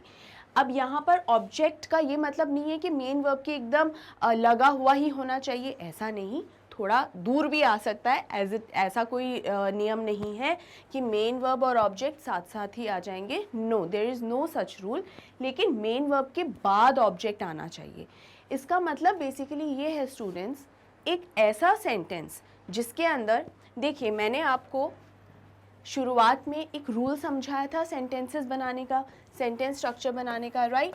Subject plus verb, subject plus verb plus object. ये रूल बताया था या नहीं बताया था? और ये भी बताया था कि ऑब्जेक्ट के बिना भी सेंटेंसेस बन जाते हैं, यानी ऑब्जेक्ट के बिना भी सेंटेंसेस बनना संभव है, लेकिन वर्ब, सब्जेक्ट और वर्ब के बिना सेंटेंस बनना तो संभव है ही नहीं. चाहे मेन वर्ब आए, चाहे हेल्पिंग वर्ब या ऑक्सिलरी वर्ब या लिंकिंग वर्ब आए, वर्ब ज़रूर सेंटेंस में होता है, उसके बिना आप सेंटेंस नहीं बना सकते. लेकिन ऑब्जेक्ट के बिना सेंटेंस बनना संभव है. वो सेंटेंसेस जो ऑब्जेक्ट के बिना नहीं बन सकते, जिन्हें हम ऑब्जेक्ट के बिना बनाना संभव नहीं है, एक कंप्लीट सेंटेंस नहीं बनता है और एक पूरा अर्थ निकल कर नहीं आता, वो सेंटेंसेस जो होते हैं उन्हें ही कहा जाता है ट्रांजिटिव वर्ब. यानी students, SVO, subject plus verb plus object, transitive verb में यही फॉर्मूला इस्तेमाल होता है. ये नहीं होता, ठीक है, ये नहीं होता, सिर्फ ये होता है. यानी ऐसे सेंटेंसेस जिसके अंदर सब्जेक्ट भी है, वर्ब भी है और ऑब्जेक्ट भी है. अगर ऑब्जेक्ट नहीं होगा तो वो ट्रांजिटिव वर्ब नहीं कहलाएगा. एग्जाम्पल्स देखते हैं और फिर समझते हैं. अब देखिए, पहला सेंटेंस है शी वेंट, वो गई. कहाँ गई? वे, कहाँ चली गई, क्या हुआ? क्या ये सेंटेंस जो है क्या एक पूरा अर्थ देता है? क्या हमारे पास इस सेंटेंस में एक सब्जेक्ट है? जी हाँ है. शी जो है वो क्या है बेटा? एक सब्जेक्ट ही तो है ना. वेंट क्या है? वेंट पास्ट फॉर्म है. वेंट क्या है? वर्ब है, राइट? वेंट क्या है? वर्ब है. और कौन सी वर्ब है? Is it a helping verb? जी नहीं, वेंट हेल्पिंग वर्ब नहीं है. एक्शन वर्ब्स, जैसा कि मैंने आपको बताया कि एक्शन वर्ब्स और हेल्पिंग वर्ब्स में डिफरेंस क्या होता है? हेल्पिंग वर्ब्स और एक्शन वर्ब्स में यही डिफरेंस होता है कि हेल्पिंग वर्ब्स कौन से होते हैं? डू, हैव और बी फॉर्म्स जो होती हैं वो होते हैं हमारे हेल्पिंग वर्ब्स. और उसके अलावा जितने भी जो एक्शन वर्ब्स होते हैं ना, प्लेइंग, सिंगिंग, राइटिंग, ये सब हमारे क्या होते हैं? एक्शन वर्ब्स होते हैं, राइट स्टूडेंट्स? तो यहाँ पर हमारा हेल्पिंग वर्ब नहीं है वेंट, हमारा मेन वर्ब है वेंट. लेकिन शी वेंट से क्या अर्थ समझ में आ रहा है? क्या ये एक कंप्लीट सेंटेंस है? जी नहीं, it is not a complete sentence. हमें इन्फॉर्मेशन देनी पड़ेगी, बताना पड़ेगा कि ये जो लड़की है जिसके बारे में हम बात कर रहे हैं वो गई तो गई कहाँ, कहाँ गायब हो गई? So she went to the market, ठीक है, she went to the market. या she went to the fair, fair भी हम लिख सकते हैं. फेयर यानी क्या होता है? जो मेला लगता है, फेयर. फेट भी होता है, स्कूल कॉलेजेस में भी मेले लगते हैं, फेट, राइट? तो कहाँ गई? तो यानी हमको ये बताना पड़ेगा. तो ये जो ऑब्जेक्ट है ये मस्ट है, इसके बिना ये नहीं चलेगा, सेंटेंस बनेगा ही नहीं, ठीक है? दूसरा देखते हैं, वी डू नॉट लाइक, हमें पसंद नहीं है. क्या पसंद नहीं है? क्या पसंद नहीं है वो बताना पड़ेगा ना. तो यानी ये जो क्वेश्चन मार्क होता है ना, बेसिकली क्वेश्चन मार्क कि हम ये इस तरीके से इसको समझ सकते हैं कि चाहे व्हाट है या वेयर है, जैसे फर्स्ट वाले सेंटेंस में वेयर, क्योंकि हमारे पास कंप्लीट इन्फॉर्मेशन नहीं है तो हमें ये बताना पड़ेगा we do not like, what we do not like, we do not like ice cream, मान लीजिए कि हमें तो आइसक्रीम पसंद नहीं है, राइट तो हमको ये बताना पड़ेगा कि हमें अगर पसंद नहीं तो क्या पसंद नहीं है। नेक्स्ट है आई लव, तो हो सकता है यहाँ पर दो लोग आपस में बात कर रहे हैं, मतलब 7-8 लोग बैठे हुए हैं जिसमें से कुछ 3-4 लोग बोल रहे हैं कि हमें आइसक्रीम पसंद नहीं, लेकिन फिर एक ने कहा आई लव आइसक्रीम, आई तो लव आइसक्रीम। यहाँ पर भी हम आइसक्रीम देकर ही इसका एग्जाम्पल बनाते हैं, मतलब सेंटेंस बना दिया ये हमने। तो हमें क्या समझ में आया है यहाँ पर, हमें यहाँ ये समझ में आया है कि जब तक हमारे पास ऑब्जेक्ट नहीं होगा सेंटेंस कंप्लीट नहीं हो सकता है। और वही वाले सेंटेंसेस वहाँ क्या कहलाते हैं, ट्रांजिटिव वर्ब में बेसिकली वो वर्ब्स होती हैं जहाँ पर अगर ऑब्जेक्ट नहीं है तो वो सेंटेंस हमारा कंप्लीट नहीं हो सकता। अकेले आई लव का आई लव व्हाट, क्या पसंद है मुझे, किसे मैं इतना चाहती हूँ, आइसक्रीम को। बताना पड़ेगा कि क्या, यानी जो सेंटेंसेस बिना ऑब्जेक्ट के जो अधूरे रह जाएं वही हमारे ट्रांजिटिव वर्ब में आते हैं। राइट स्टूडेंट्स, यहाँ तक क्लियर? अब स्टूडेंट्स हमें ये तो समझ में आ गया कि ट्रांजिटिव वर्ब्स जो होते हैं वो क्या होते हैं। हमने ये भी सीख लिया कि जब तक हमारे पास ऑब्जेक्ट नहीं होगा कुछ सेंटेंसेस कंप्लीट नहीं बना सकते हैं, हम उनको फ्रेम करना असंभव है बिना ऑब्जेक्ट के, हमें कुछ इन्फॉर्मेशन चाहिए, ठीक है। अब लेकिन वो सेंटेंसेस जिसके अंदर ऑब्जेक्ट नहीं लगता वो कौन से सेंटेंसेस होते हैं, उनको वहाँ पर कौन सी वर्ब इस्तेमाल होती है? वेल यहाँ पर स्टूडेंट सबसे पहले तो हम ये जाने जो हमने अभी तक सीखा,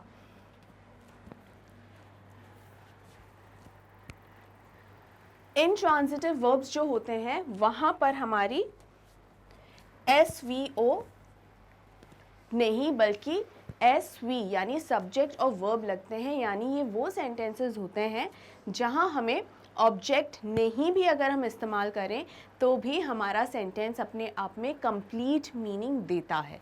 हम इसकी डेफिनेशन समझते हैं। The main verb that does not take a direct object specified right afterward and rather there is an indirect one mentioned somewhere along the line is called an intransitive verb. यानी students basically ये वो sentences होते हैं जिसके अंदर object अगर हम नहीं भी डालें तब भी अपने आप में ये कंप्लीट मीनिंग देते हैं ये सेंटेंसेस। फॉर एग्जाम्पल आई लाव्ड, मैं हंसी, ठीक है, यानी ये अपने आप में पूरा कंप्लीट एक सेंटेंस है दैट आई लाव्ड, पूरा कंप्लीट सेंटेंस है। जॉन रैन, मतलब जॉन जो है भाग गया, वो भी अपने आप में कंप्लीट सेंटेंस है। ही जम्प्ड, भाई वो कूदा, ये भी अपने आप में एक कंप्लीट सेंटेंस है। यानी ये वर्ड्स जो होते हैं या ये सेंटेंसेस जो हैं ये अपने आप में कंप्लीट हैं अगर हम यहाँ ऑब्जेक्ट नहीं भी लगाएं। हम यहाँ ऑब्जेक्ट अगर नहीं भी लगाएं तो भी अपने आप में ये कंप्लीट सेंटेंस है। फॉर एग्जाम्पल मैं एक सेंटेंस आपको लिखती हूँ यहाँ पर, आई एम, क्या आप जानते हैं एक कंप्लीट सेंटेंस होता है अपने आप में। और पूरी इंग्लिश का हिस्ट्री या फ्यूचर कहीं पर भी हम उठाकर देखें, आई एम सबसे छोटा सेंटेंस है जहाँ पर सब्जेक्ट वर्ब सब आ जाता है। लेकिन ये एक ऐसा सेंटेंस है जिसके अंदर ऑब्जेक्ट जो है नहीं है। आई एम में क्या ऑब्जेक्ट है? जी नहीं, ऑब्जेक्ट नहीं है। तो यानी ये एक क्या हुआ, इनट्रांजिटिव वर्ब एक हुआ, राइट। इसके अंदर हमें ऑब्जेक्ट की ज़रूरत नहीं है, ट्रांजिटिव में हमें ऑब्जेक्ट चाहिए, ठीक है। तो यहाँ पर आई एम क्या हो गया हमारा, एक इनट्रांजिटिव वर्ब जो है वो वाला सेंटेंस हमारा हो गया जहाँ पर बिना ऑब्जेक्ट के हम सेंटेंस बना सकते हैं और वो अपने आप में एक कंप्लीट सेंटेंस होगा। इसके अलावा दो ऐसे शब्द सीखे स्टूडेंट्स जिसका कभी भी वो जो हमेशा बाय डिफ़ॉल्ट हमेशा इनट्रांजिटिव ही रहते हैं। फॉर एग्जाम्पल जैसे एक तो होता है डाई, जैसे ही डाइड, कि कोई व्यक्ति है जो मर गया है तो ही डाइड, उसके आगे आप क्या लगाओगे, अपने आप में ये कंप्लीट सेंटेंस है, ठीक है। तो इसके अंदर आगे ऑब्जेक्ट की ज़रूरत नहीं है। इसके अलावा होता है अराइव, ये अपने आप में दो ऐसे वर्ड्स हैं जो इंट्रांजिटिव वर्ब्स ही होते हैं। अब एक चीज़ ऐसा सीख लीजिए कि कभी भी हम ट्रांजिटिव वर्ब्स और इंट्रांजिटिव वर्ब्स, ये दो वर्ब्स जो हैं इन्हें कभी भी याद नहीं कर सकते सारे, नहीं, ये आपको इनके इस्तेमाल से समझना पड़ेगा कि कौन जो सेंटेंस है उस सेंटेंस को पढ़कर ये आपको सीखना पड़ेगा। देखिए स्टूडेंट्स, कुछ चीज़ें होती हैं जब आप उनको रीड करते हैं तो आप उनका एक अर्थ निकालते हैं, अर्थ समझते हैं, है ना। वो अर्थ आपको समझना होगा कि किस सेंटेंस में एक ऑब्जेक्ट के बिना भी मीनिंग निकल रहा है। ज़बरदस्ती किसी सेंटेंस को मीनिंग देने की कोशिश ना करें, कभी भी नहीं करें। ट्रांजिटिव सेंटेंसेस में ये अक्सर होता है, इनट्रांजिटिव में तो चल जाता है, लेकिन जो ट्रांजिटिव सेंटेंसेस में हमने देखा उसमें अक्सर स्टूडेंट्स गड़बड़ करते हैं कि हाँ इतना ठीक, हाँ इतना मीनिंग दे तो रहा है, नहीं, वो वर्ड्स अपने आप में मीनिंग नहीं देते हैं। ऑलराइट, हमेशा हमें ये ध्यान रखने की बहुत ज़्यादा ज़रूरत है कि ट्रांजिटिव सेंटेंसेस जो हैं उसको पढ़ो और आप उसको आंसर करने की कोशिश करो कि जितना सेंटेंस लिखा हुआ है क्या उसका कोई मीनिंग, क्या कंप्लीट इन्फॉर्मेशन निकल कर आ रही है। जी नहीं, नहीं आती है। ठीक है, यहाँ पर स्टूडेंट्स हमने जैसे लिंकिंग वर्ब्स देखे थे, यहाँ लिंकिंग वर्ब्स का भी एक कॉन्सेप्ट आप समझ लीजिए जो कि बहुत ज़रूरी है। लिंकिंग वर्ब्स हम कौन से वाले होते हैं, हेल्पिंग वर्ब्स भी होते हैं और वो हेल्पिंग वर्ब जो मेन वर्ब की तरह काम करते हैं, एक तो वो होते हैं। इसके अलावा जो मेन वर्ब होती है कई बार वो भी लिंकिंग वर्ब की तरह बिल्कुल यूज़ होती है, जैसे मैंने आपको एग्जाम्पल में भी समझाया था। ये क्या होते हैं, लिंकिंग वर्ब्स। अब यहाँ पर मैं अगर आपको एक ऐसा एग्जाम्पल दूँ जिसके अंदर हमने अगर हेल्पिंग वर्ब्स के हिसाब से आपको एक बार एग्जांपल दे रही हूँ, बाकी तो हम जब एक्सरसाइज करेंगे ना तो और अच्छे से उसको सीखेंगे, लेकिन यहाँ मैं आपको ये बताना चाह रही हूँ कि कई बार जो लिंकिंग वर्ब्स होती हैं वो अक्सर इनट्रांजिटिव में बहुत इस्तेमाल होती हैं। इनट्रांजिटिव के अंदर जब लिंकिंग वर्ब आ जाती है तो उस हेल्पिंग वर्ब से पहले और बाद के जो सेंटेंस है उसको इस्तेमाल करने में, जैसे सब्जेक्ट को प्रेडिकेट से जोड़ने में वो काम करती है। अब वो कैसे होता है वो जब हम एग्जांपल्स देखेंगे तब हम सीखेंगे। राइट स्टूडेंट्स, यहाँ तक क्लियर है? क्या हम आगे बढ़ें? अब हमारा टाइम है एक्सरसाइजेस सॉल्व करने का। बेसिक कॉन्सेप्ट जो रूट लेवल का कॉन्सेप्ट है हम अच्छे से सीख चुके हैं।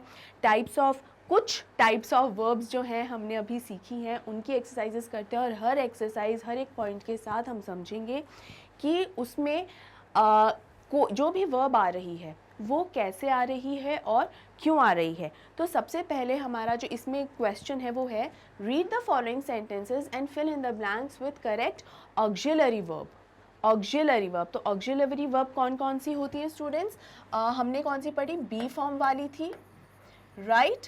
ऑक्सिलरी वर्ब का सिर्फ ये मतलब नहीं होता इज एम आर, नहीं, उसका चार्ट मैंने आपको जो है वो भी प्रोवाइड करवाया हुआ है डिस्क्रिप्शन बॉक्स में, आप ज़रूर उसको वो पीडीएफ देखिए। बहुत छोटा सा ही है, बहुत ज़्यादा बड़ा नहीं है। बी फॉर्म के होते हैं is, am, are, was, were, been, ये 6 होते हैं बी फॉर्म के। इसके अलावा डू के यूसेज आपको बता चुकी हूँ। डू बेटा दो तरीके से ऑक्सिलरी वर्ब की तरह भी होता है और मेन वर्ब भी होता है बेसिकली, जैसे डूइंग वगैरह, राइट, ये भी होता है। डू के अलावा है हमारा हैव वाला, जिसमें हम हैव, हैज़ और हैड, ये 3 इस्तेमाल करते हैं, राइट। ये सारा हमारा क्या है स्टूडेंट्स? ये हमारे हैं ऑक्सिलरी वर्ब्स। तो हमें प्रेजेंट, फ्यूचर, पास्ट उसके अकॉर्डिंग इस्तेमाल करना होता है। क्लियर है? समझ में आया? अब देखिए पहला सेंटेंस है the boys dash a fight yesterday. अब यहाँ पर क्या आना चाहिए? येस्टरडे है, येस्टरडे है तो पास्ट टेंस है, और पास्ट टेंस है मतलब हो चुका है ये काम, और ये एक फिक्स्ड काम है। हम ये नहीं बता रहे हैं कि वो काम कल हो रहा था, ये नहीं बता रहे। अगर हो रहा था, अगर कंटिन्यूअस या प्रोग्रेसिव टेंस होता, पास्ट प्रोग्रेसिव टेंस, तो हम कहीं आईएनजी वर्ब में आईएनजी लगे हुए देखते जो मेन वर्ब है। लेकिन क्या यहाँ पर हम मेन वर्ब में आईएनजी लगे हुए देख रहे हैं? जी नहीं। तो क्या आएगा? हैड आएगा, right. The boys had a fight yesterday, ये परफेक्ट टेंस है, पास्ट परफेक्ट, कि कल लड़कों की लड़ाई हो गई थी, राइट स्टूडेंट्स। नेक्स्ट आते हैं। देखिए हर सेंटेंस को, हर बात को समझने की कोशिश कीजिए और उसका एक रीज़न दीजिए। ये याद या मेमोराइज करने वाले कॉन्सेप्ट्स नहीं हैं बेटा, समझने वाले कॉन्सेप्ट्स हैं। और समझ में सिर्फ तभी आता है जब हर एक्सरसाइज का जो मीनिंग है कि अच्छा हैड ही क्यों आया, वो जब हमें समझ में आता है तभी हमें वो कॉन्सेप्ट पूरा क्लियर होता है। कॉन्सेप्ट याद करना क्लियर नहीं होता, ठीक है। हमने अभी तक जितना भी सीखा है, जैसे मैं अगर वर्ब की ही बात करूं, जितनी भी अभी तक हमने वर्ब की फॉर्म्स सीखी हैं अभी तक, वो आपको याद हो गई होंगी कि अच्छा मैम ने ऐसे ऐसे बताया है, अच्छा यहाँ लिंकिंग वर्ब है, अच्छा यहाँ पर ऑक्सिलरी वर्ब है, अच्छा ट्रांजिटिव इंट्रांजिटिव ये होता है, ये आपने बिल्कुल अच्छे से समझ लिया होगा। बट इसका जब तक इस्तेमाल करना नहीं सीखेंगे ना, वो याद किया हुआ इट्स यूजलेस, ठीक है। आगे बढ़ते हैं। The baby dash a blanket, यहाँ क्या आना चाहिए? The baby has a blanket, baby है, सिंगल फॉर्म है, यहाँ पर क्या हैड अ ब्लैंकेट कर सकते थे हम? बिल्कुल, हम हैड अ ब्लैंकेट भी अगर करते तो सही होता, but usually past perfect tense में क्या होता है, एक टाइम बताया जाता है मोस्ट प्रोबेबली, ठीक है। In 99% cases we tell the time of past, कि अगर पास्ट परफेक्ट टेंस आ रहा है तो पास्ट की बात हम उसमें समय बताते हैं। The baby had a nap, ठीक है, the baby had a nap, बच्चे ने नींद या बच्चे ने एक झपकी ली थी। तो यूजुअली जब पास्ट टेंस होता है, ऐसे सेंटेंसेस में पास्ट टेंस को कैसे आइडेंटिफाई किया जाए अगर हमारे पास समय नहीं हो? फिल इन द ब्लैंक्स के सेंटेंसेस की बात मैं कर रही हूँ। तो जब फिल इन द ब्लैंक में इस तरीके के सेंटेंसेस आए बेटा, और अगर उसके अंदर हमारे पास टाइम नहीं लिखा हो तो वहाँ कंफ्यूज ना हो, वहाँ पर आप यहाँ पर जैसे मैंने हैज़ लगाया है प्रेजेंट का, आप हैज़ ही लगाएं, प्रेजेंट टेंस करें। यानी अगर कोई भी आपके पास ऐसा कुछ भी सेंटेंस में नहीं है कि जो आपको फिक्स बताता है कि अच्छा ये तो पास्ट का ही है या प्रेजेंट का ही है, हमेशा प्रेजेंट टेंस को चूज़ किया करें, एक सेफ आंसर होता है। दूसरी चीज़ ये, बात करने वाली कॉन्वर्सेशन वाली जो भाषा होती है वो अलग होती है, और लिखने वाली भाषा में कई बार अंतर आ जाता है। किस तरीके से अंतर आ जाता है ये मैंने आपको पहले भी कई बार समझाया हुआ है कि कल तुम कहाँ गई थी? मार्केट। तो देखा जाए तो ये कल तुम कहाँ गई थी, तो सेंटेंस, जवाब में सेंटेंस पूरा ये बनना चाहिए कि कल मैं मार्केट गई थी, है ना, पूरा सेंटेंस ये बनना चाहिए। आपने सिर्फ कितना जवाब दिया है? मार्केट। यू नो, अगर मैं यहाँ लिखूं where did you go yesterday? Where did you go yesterday? कल कहाँ गई? तो यहाँ पर आपका आंसर अगर आप सिर्फ मार्केट लिख दो, मार्केट, तो क्या ये अपने आप में कंप्लीट है? जी हाँ, ऊपर क्वेश्चन है, नीचे आंसर है, अपने आप में कंप्लीट हो गया ये सेंटेंस, राइट। लेकिन अगर हम ये प्रश्नवाचक वाक्य और ये सकारात्मक वाक्य जो पॉजिटिव सेंटेंसेस होते हैं, अगर हम उन्हें अलग अलग और सेपरेटली पढ़ें तो सिर्फ मार्केट से क्या अर्थ निकलेगा? कुछ भी नहीं निकलेगा। इसीलिए लिखित और मौखिक में ये एक अंतर होता है, और वहीं आकर है ना हमारे स्टूडेंट्स जब ये सेंटेंसेस को या एक्सरसाइजेस को सॉल्व करने लगते हैं तो गड़बड़ हो जाती है, राइट। इसीलिए जब भी हम सेंटेंसेस की बात करें उसमें कई बार समय मेंशन नहीं होता जब हम बात कर रहे होते हैं। कल तुम कहाँ गई थी? मार्केट। अब ये मार्केट अपने आप में नहीं बता रहा ना कि कल की, बीते हुए कल की बात हो रही है, वर्तमान की बात हो रही है, या आने वाले कल की बात हो रही है। आज अभी तुम कहाँ जा रही हो? मार्केट। कल तुम कहाँ जाओगी? मार्केट। मतलब मार्केट ही मार्केट जा रही हो, चाहे भूतकाल है, भविष्य काल है या वर्तमान काल है। सिर्फ मार्केट से समझ में आ रहा है कि कौन सा काल है? नहीं आ रहा ना। इसीलिए जब भी समय की बात हम करते हैं ना, और आपको अगर फिल इन द ब्लैंक जैसी एक्सरसाइज, ऐसी कोई भी एक्सरसाइज दी गई हो, तो यूजुअली उसमें टाइम मेंशन करते हैं, जहाँ पर जैसे ये हमारे फर्स्ट एक्सरसाइज में ये जो फर्स्ट पॉइंट है उसमें दिया गया है, ताकि पढ़ने वाले को समझ में आए। तो नेवर गेट कंफ्यूज कि मैम यहाँ पर तो मेंशन है, वहाँ मेंशन नहीं है, हम कैसे सॉल्व करें, राइट। क्लियर है? आगे बढ़ें। चलिए, नेक्स्ट पॉइंट है, I dash rabbits when I was young, जब मैं छोटा था या जब मैं बच्चा था तब। यानी समझ में आ रहा है कि पास्ट की बात है। वॉज भी अपने आप में बता रहा है कि पास्ट की बात हो रही है, तो सीधा साधा क्या आ जाएगा? Had. I had rabbits when I was young. तो ये भी एक काल की ही बात हुई ना, भूतकाल की ही बात हुई ना, कि हाँ When I was young, when I was a kid, I had rabbits, खरगोश थे मेरे पास, राइट? क्लियर है? आगे बढ़े। देखिए हमेशा इस तरह से मेंशन रहता है समय आपके पास, ठीक है? The moon dash shining brightly, ये बहुत ईजी है टू बी ऑनेस्ट। अब यहाँ देखिए, क्या यहाँ पर the moon is shining, the moon was shining हो सकता है क्या? वेल स्टूडेंट्स, यहाँ इज लिखा है, लेकिन क्या वॉज शाइनिंग ब्राइटली होता है? बिल्कुल हो सकता है। The moon was shining brightly. लेकिन फिर से वही बात कि एक तो अगर जैसे एक्सरसाइज की जब बात करते हैं आपके एग्ज़ाम में भी आता है, तो एक तो ये है कि अगर उसमें इस तरीके का फिर से अगर कोई समय आपको बताया जाए तब हमें एक तो पता चल जाएगा। नहीं पता है समय तो हम क्या करेंगे, बाय डिफ़ॉल्ट हम प्रेजेंट टेंस पे उसको ज़्यादा इंपॉर्टेंस देते हैं, प्रेजेंट टेंस को। एक तो ये चीज़ हो गई, ये मैं आपको आपकी एक्सरसाइज मतलब आपके एग्ज़ाम के पॉइंट ऑफ व्यू से एक चीज़ समझाने की कोशिश कर रही हूँ, ठीक है? दूसरा, जब भी इस तरीके के सिंपल सेंटेंसेस होते हैं तो बेसिक यूजुअली वो प्रेजेंट टेंस में ही कहे गए होते हैं, ठीक है? जैसे अगर मैं नहीं तो मून वो कल चांद कितना सुंदर था ना, हाँ the moon was shining, the moon was shining, was भी बिल्कुल ठीक है। इज़ हमने क्यों लगाया? जैसे मैंने आपको पहले का जो एग्जाम्पल दिया था कि हम प्रेजेंट को ही लेकर चलेंगे, ठीक है? और ING से हमें समझ में आ गया है कि या तो इज़ लगेगा या वॉज लगेगा, राइट? कंटिन्यूअस है ना, तो हमें पता चल गया। एम भी तो आता है ना, इज़, एम, आर, ये मतलब एम भी तो है। क्यों?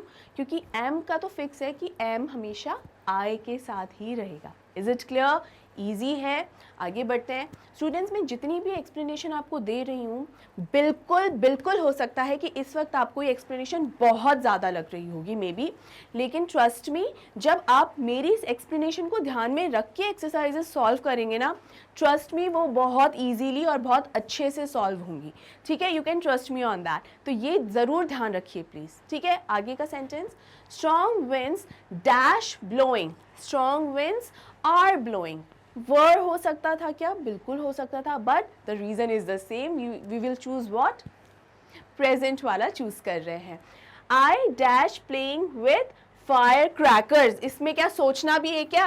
एम, आई के साथ क्या लगाया हमने? एम, ठीक है? स्टूडेंट्स, यहाँ वॉज और वर भी हो सकता था, अगर हम बात करने के हिसाब से अगर करें तो वो बिल्कुल एब्सोल्युटली करेक्ट है, लेकिन हम इम्पोर्टेंस दे रहे हैं प्रेजेंट टेंस को क्योंकि एक्सरसाइजेज में वो देते हैं। ये बात समझाने के लिए स्पेसिफिकली मैं आपको ये 2 पॉइंट्स स्पेशली लेकर आई ताकि आपको ये समझ आए कि व्हाइल सॉल्विंग एन एक्सरसाइज हम इस पर ध्यान देंगे, राइट स्टूडेंट्स? आगे बढ़ें। Next is identify the modal verb in the following sentences. अब यहाँ पर आपको मॉडल्स पहचानने हैं कि कौन से मॉडल वर्ब्स हैं। आपके सामने 6 सेंटेंसेस हैं और यहाँ पर आपको सेलेक्ट करना है कि कौन सा वाला मॉडल सही है, राइट स्टूडेंट्स? अब यहाँ स्टूडेंट्स मॉडल्स के अंदर मोस्ट इंपॉर्टेंट चीज़ मैंने आपको क्या बताई थी? It is very important to pay attention on the tone. जो टोन है आपकी, एक तो क्योंकि यहाँ पर सबसे ज़्यादा मायने रखता है अप्रोप्रिएटनेस, एक रखता है अप्रोप्रिएटनेस मायने, ठीक है? कि आप जो बात कहना चाह रहे हैं वो बात जिस जगह कह रहे हैं क्या आपने अप्रोप्रिएटली कही है या नहीं कही है, ठीक है? हर जगह हर तरीके से आप नहीं बोल सकते।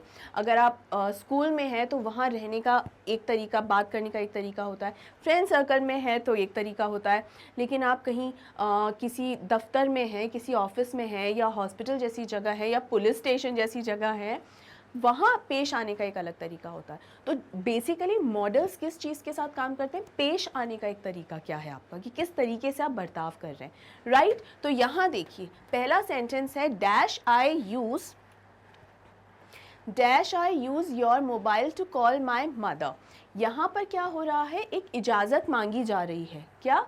परमिशन मांगी जा रही है। तो यहाँ may I use your mobile to call my mother, कि मैं तुम्हारे मोबाइल फ़ोन क्या इस्तेमाल कर सकता हूँ मेरी मदर को कॉल करने के लिए? क्या मैं इस्तेमाल कर सकता हूँ mobile phone?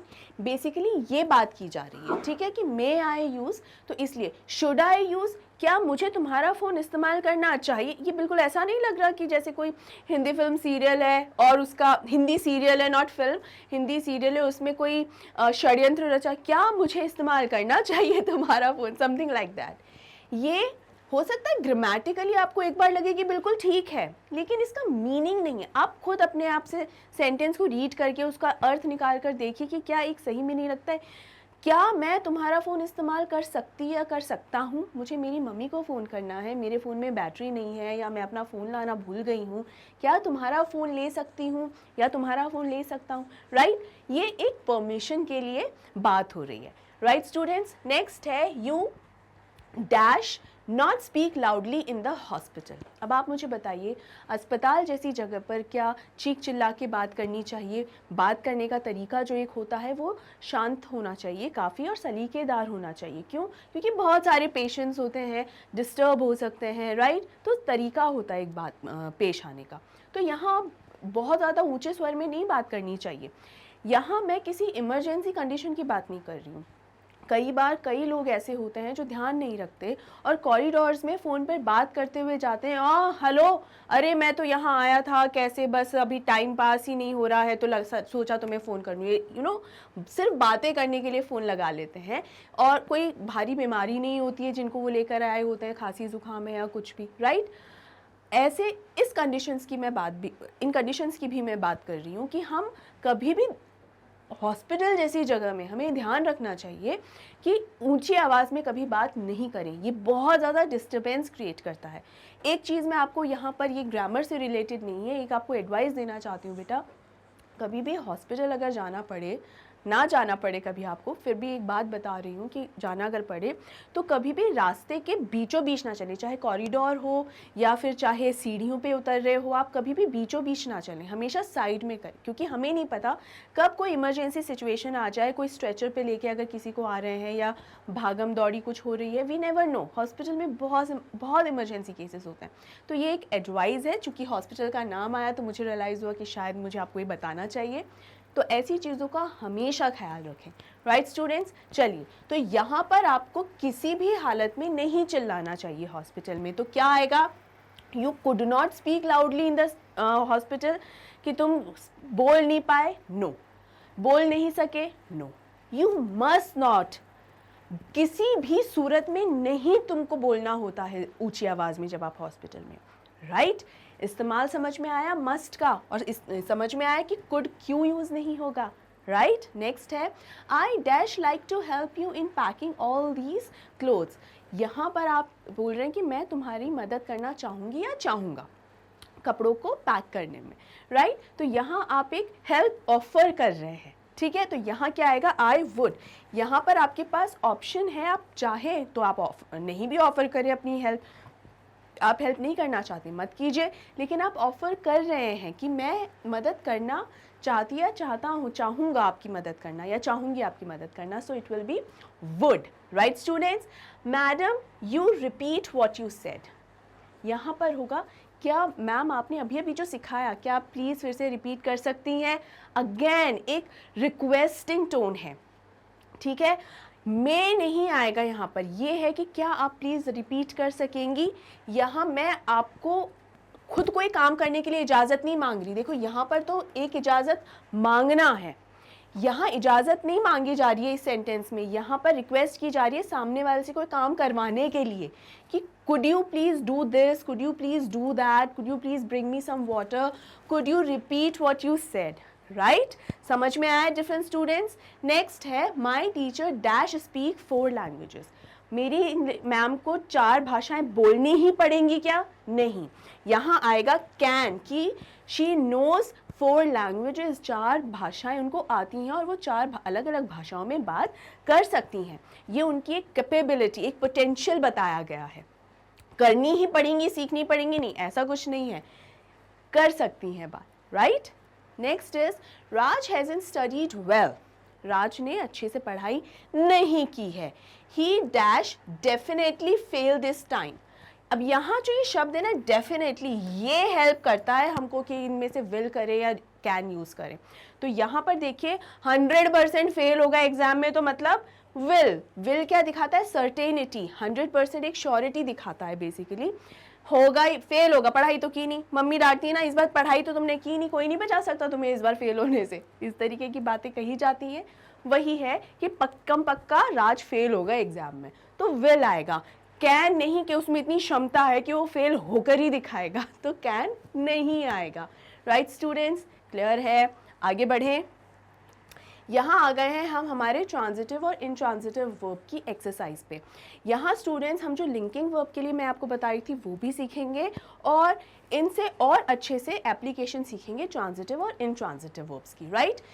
I like all of Katy Perry's song. मुझे कैटी पेरी के सभी सॉन्ग बहुत पसंद हैं। तो सबसे पहले तो वर्ब ढूंढिए, ट्रांजिटिव इंट्रांजिटिव नहीं, वर्ब ढूंढिए। तो क्या लाइक एक वर्ब है? क्या लाइक एक वर्ब है? बिल्कुल है। ये वर्ब अगर हम सिर्फ इतना करें आई लाइक, ये all of Katy Perry song, ये सेंटेंस, मतलब ये जो सेंटेंस है ना, इसको एक बार नहीं देखते, सिर्फ आई लाइक तक ही बात करते हैं। क्या कोई आई लाइक व्हाट, यही सिखाया था ना मैंने, व्हाट, ये बहुत बड़ा क्वेश्चन मार्क हो जाता है जब ऑब्जेक्ट नहीं होता कुछ सेंटेंसेस में, और यही वो सेंटेंसेस होते हैं जो हमारे क्या होते हैं, ट्रांजिटिव वर्ब्स में आते हैं। ठीक है, तो यहाँ पर हमारी लाइक क्या हो गई है बेटा? लाइक हमारा हो गया है ट्रांजिटिव वर्ब, क्योंकि सिर्फ आई लाइक तक अगर पढ़ेंगे तो क्या अर्थ निकल कर आ रहा है भाई, क्या मीनिंग निकल कर आ रहा है? कुछ भी नहीं। राइट? समझ में आया? अब आगे बढ़िए। New Delhi is the capital of India, यानी भारत की राजधानी कौन है? नवी दिल्ली। तो न्यू दिल्ली और इज, तो यहाँ पर सबसे पहले जो हमारा वर्ब है वो क्या है? इज। इज क्या होता है? एक ऑक्सिलरी या हेल्पिंग वर्ब। यहाँ पर लेकिन किस तरीके से काम कर रहा है? हेल्पिंग वर्ब इज कब बनेगा? जब मेन वर्ब को सपोर्ट कर रहा होता है। क्या कोई मेन वर्ब है यहाँ पर? नहीं है, तो इज ही हमारा क्या हो गया है? मेन वर्ब हो गया है कि नहीं? इज ही हमारा मेन वर्ब हो गया है। मैंने पहले आपको जो लिंकिंग वर्ब के एग्जाम्पल्स दिए थे वो एडजेक्टिव को आधार बनाकर दिए थे, वो सारे एग्जाम्पल। किसको? एडजेक्टिव को आधार बनाकर दिए थे। यहाँ पर आप सिर्फ कोई एडजेक्टिव, कोई पार्ट ऑफ स्पीच एक बार दिमाग में मत रखिए, सिर्फ लिंकिंग वर्ब ध्यान रखिए।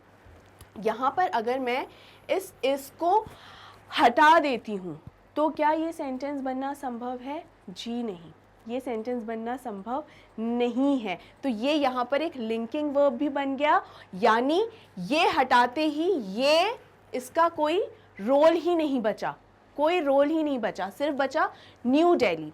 न्यू दिल्ली अपने आप में क्या है? एक प्रॉपर नाउन है बेटा, है कि नहीं है? तो ये हमारा क्या हो जाता है? Intransitive verb. न्यू दिल्ली के अपने आप में कंप्लीटेड है क्या? हाँ, प्रॉपर नाउन भी है। ठीक है, तो देखिए इज हमारा क्या हो गया? एक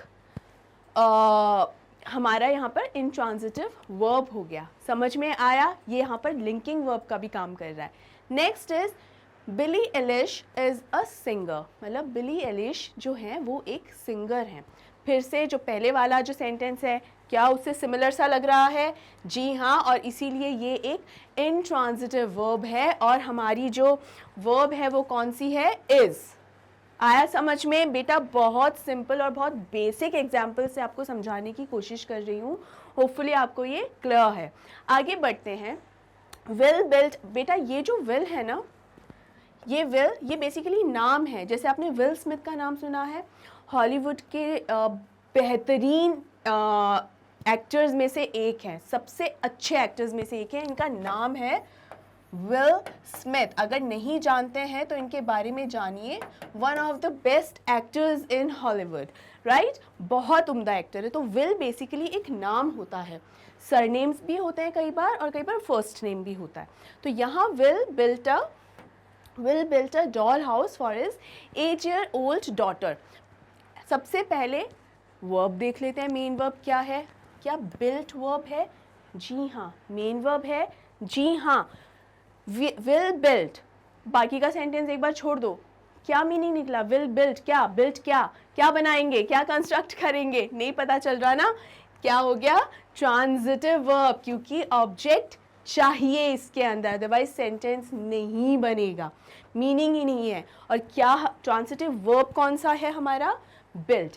क्या समझ में आ रहा है स्टूडेंट्स? ट्रांजिटिव वर्ब और इंट्रांजिटिव वर्ब्स को सीखना बहुत आसान है, लेकिन जिस तरीके से मैं बता रही हूँ कि सेंटेंसेस कैसे उनके बनते हैं, दैट इज़ मोर इम्पॉर्टेंट, है ना? आई होप ये आपको अच्छे से क्लियर हो रहा है। अभी लास्ट सेंटेंस पे हम आ गए हैं, I ate a sandwich for breakfast and I am 100% sure अभी तक आपको अच्छे से क्लियर हो गया होगा कि ये कौन सा है। ये भी है हमारा इंट्रांजिटिव, नो ये है ट्रांजिटिव वर्ब जो कि कौन सी है, एट।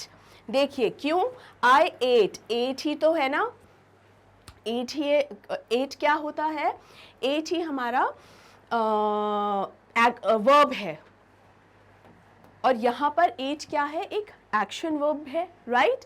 तो ये आई एट अगर सिर्फ लिखेंगे तो I ate what, again what, right.